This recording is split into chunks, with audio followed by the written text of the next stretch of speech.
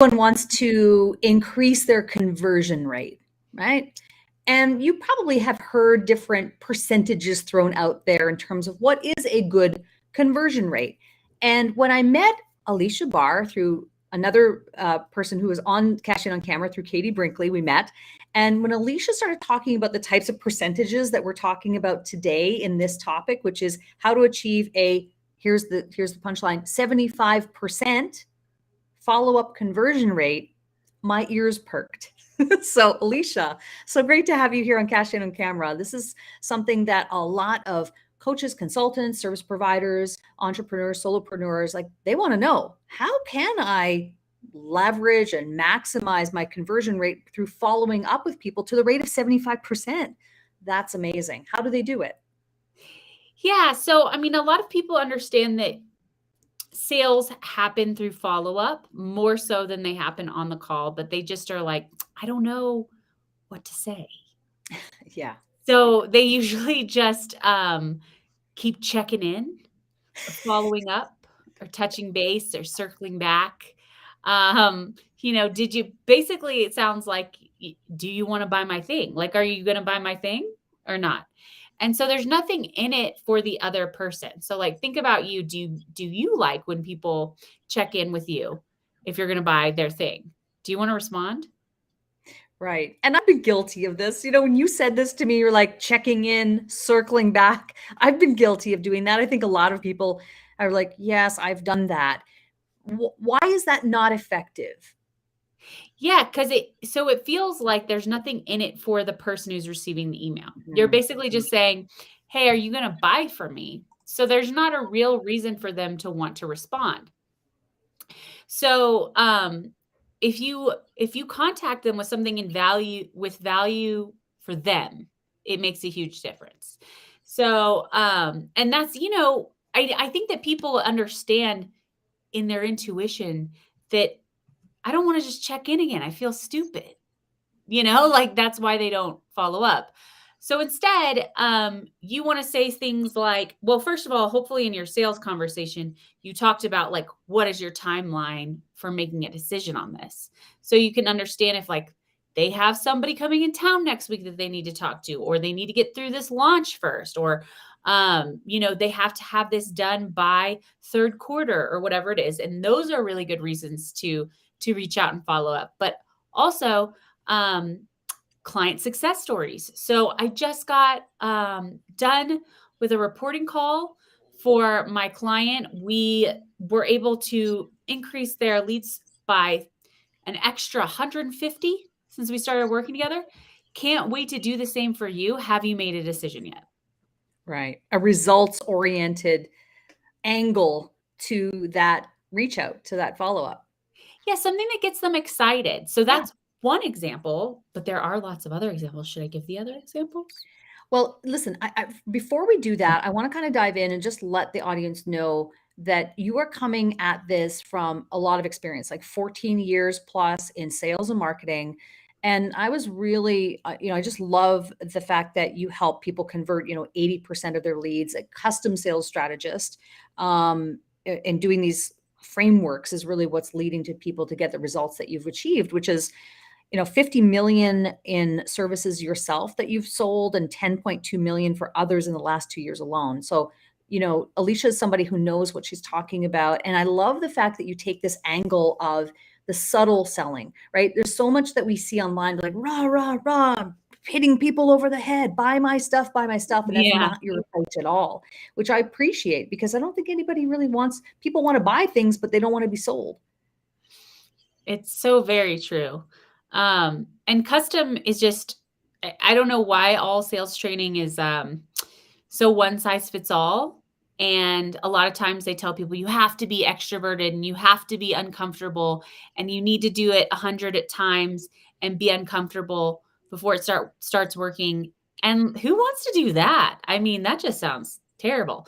So, I mean, it's the same for you, Sheryl. You find out what people want with video, and then you customize it to them. It's not like a swipe file of video. It's, very tailored, and that always will work better. Well, any time that I've ever sold a high ticket package, it is more of that approach. right? It's like customized approach. I may not have sold to the level you have here, but I've sold packages, you know, gosh, you know, 35,000, 50,000, $75,000 packages. That is something that doesn't come from creating a funnel. No, it I doesn't. didn't have a funnel for that. Didn't create a funnel to sell a $75,000 package. What it was, though, was building relationships and customizing the approach. So I very much appreciate that you specialize in this area, because this is something that a lot of, I think, entrepreneurs kind of overlook because they're so focused on creating the automated marketing funnel Yeah. that they're kind of not focusing on where I believe the true advantage or benefit is doing it this way. Yeah, a lot of people think they just need more leads, but really it's so much easier if you just convert more of the leads that you have. You just save a lot of time and make a lot more money. Well, let's go back to the different ways that we can do this, right? To achieve a 75% follow-up conversion rate, which is very high. Let's say we have the leads. You know, what are the next steps? What are the things that we need to keep in mind? Yeah, so in your sales conversation, hopefully you got those future entry points that we were kind of talking about. Like, is there some seasonal urgency that's coming up, some deadline for their project, somebody coming in town they need to talk to, any of those things. And then outside of that, the client success is definitely a great way to reach out to somebody. Yep. Another really great way is to say, if you thought of a new idea that you could use for them. So like for Yeah. Sheryl, she's like, "Oh, I saw this really great video that someone did, engage, like it was a skit, but it's so beautifully illustrated how they provide the solution and how it's different. And I could see doing this for you too. Have you made a decision yet?" So something that they can get excited about that has value for them. Another option could be like an industry article. So like for Sheryl, just because we're talking, um, you could say like, um, they're saying that 95% of people are making buying decisions on video now, and that's just increasing. Check this out from Forbes. Would love to make this part of your process so that it becomes really easy to move clients forward. Have you made a decision yet? Or we can triple your leads, or whatever their goal was. Yeah. So those are some examples, but do you get the idea where it's like, offer something that they can feel excited, not just, can you buy my thing? Yeah. It's so funny with this, with Cash In on Camera and guests that we bring on the show. There seems to be this through line and narrative around reciprocity and this idea of giving without asking for anything in return. Like, this comes up a lot in a lot of different ways. It's coming up again. And I think the thing that we have to keep in mind is, like, if you try to, again, hammer stuff over people's heads, people are not stupid. They're savvy. They know, they see through you. Their spidey senses are tingling. They know you're trying to sell them something if you don't come at it from a genuine place. And so these examples that you're giving, I believe, especially if they are coming from a giving place, right? If you are actually putting in the effort, it takes effort to find the article or to make that connection between I read this and this person who I need to follow up with. You have to kind of put those two things together and then action that piece. It takes effort. It takes a bit of time, but it's worth it to put in that time and effort so that you don't come across as the person who's trying to bang someone over the head with their product or service.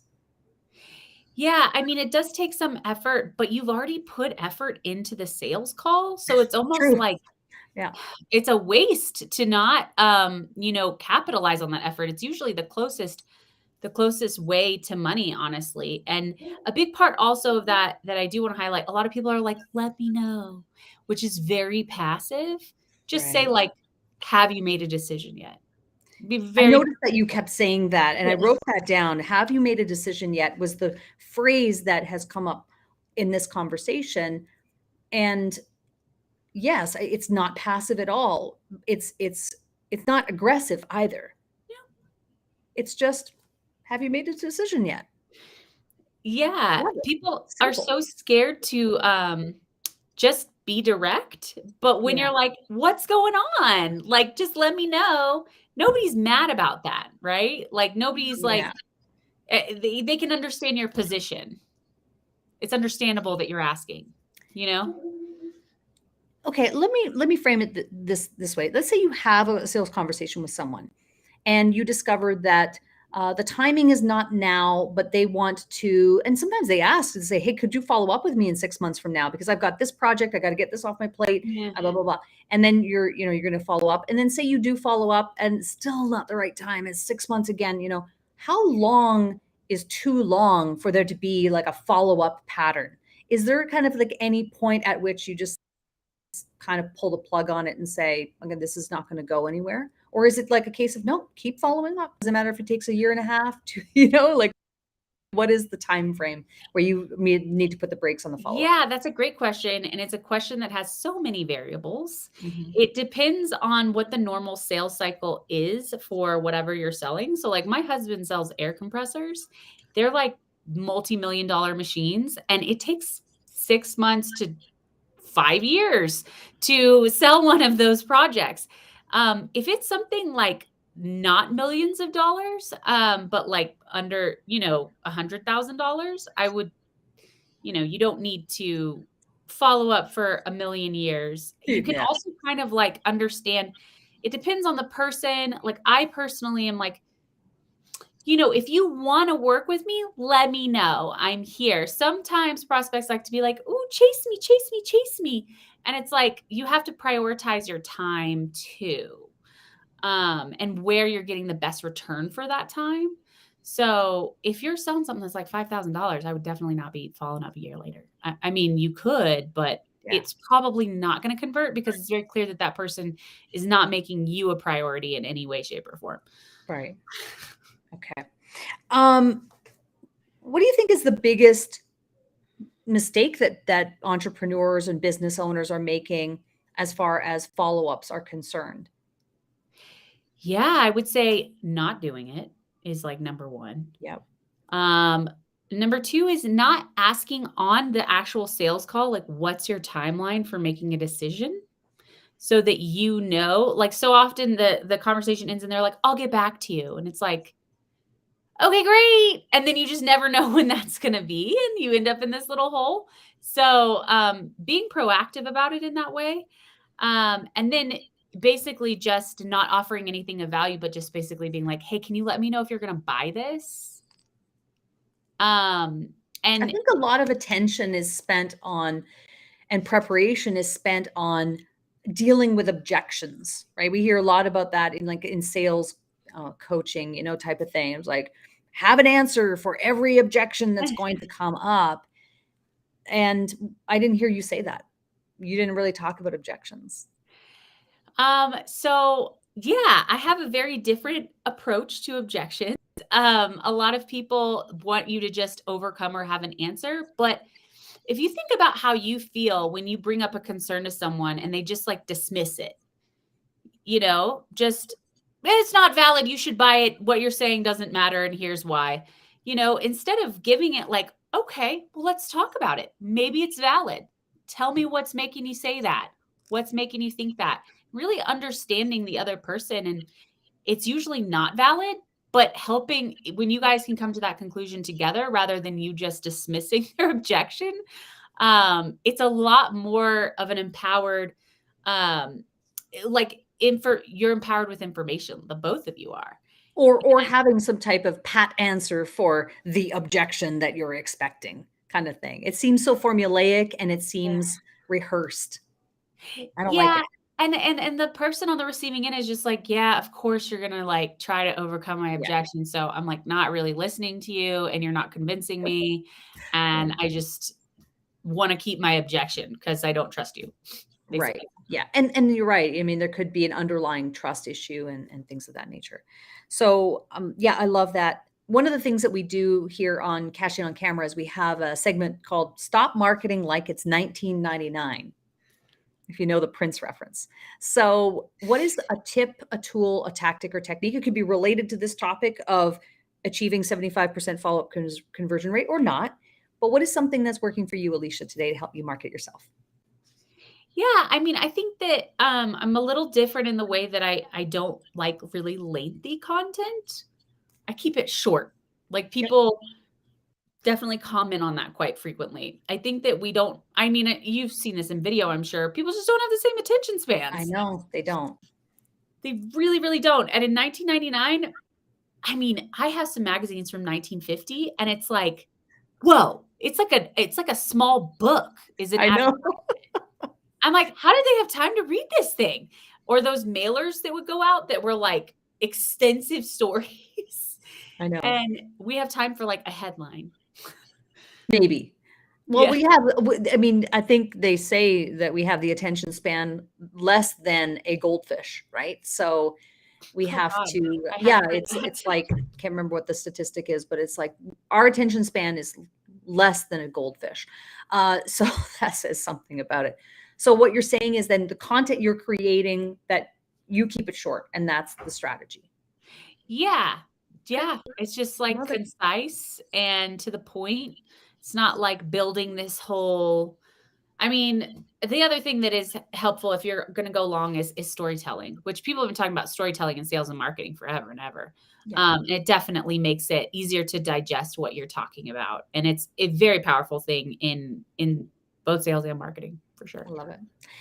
Aleasha, where do people, actually, you have a free gift, I think, on your website, right? I do. I do. So I have the 3 steps to pitch weaving. So a lot of people have a format to their sales call that's like Q&A, Q&A, Q&A, Q&A, Q&A, pitch, which is just one person talking for like 10 or 15 minutes and the other person sort of glazing over and half hearing them. So this is a different approach that allows you to kind of like subtly weave it in through the beginning of the call. So there's not so much heavy lifting at the end of the call. I like it. So the subtlety that you're known for kind of weaves its way into this process. Yeah. And it doesn't feel Love it. salesy. It's just honest. Yeah, I love it. Aleasha, this has been fantastic. Thank you so much for coming on the show. And the URL for that again is? It is Aleasha pitchweaving.aleashabahr.com, I believe, Okay. or sales dot man. Actually, you know what? I think it's sales.aleashabahr.com But I /pitch weaving formula. okay, thank you. Thank you, Sheryl. I'm going to put that actually in the comments below the video so that people can click it, and that'll be easier, I think. Okay, perfect. Fantastic. We'll do that. Awesome. Aleasha, thank you so much. I'm so glad that Katie connected us and that we had this conversation. We'll have to have you back to talk more about sales and marketing and your unique approach to it. Thank you so much for being here today. Thank you so much for having me, Sheryl.